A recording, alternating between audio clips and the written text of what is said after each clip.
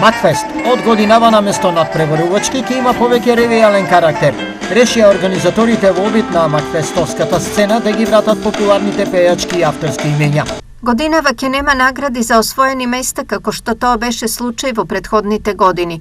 Наместо тоа го зголемуваме износот за откуп на композициите. Со тоа сметаме дека ќе добиеме подобар квалитет на музичките имиња. Велат од организациониот одбор на фестивалот. Годинава публиката ќе ужива во 24 композиции, а се очекува како изведувачи да се појават и Викторија Лова, Ламбеал Лабатовски, Лина, Лара Иванова, Тамара, Двабона, Ален Исламовиќ и други реномирани музички имиња.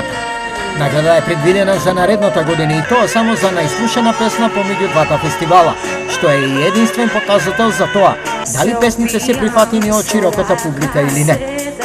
Новина годинава е и црвениот тепих на кој ќе се пречекуваат пејачите со цел тие колку што е можно повеќе да се доближат до публиката.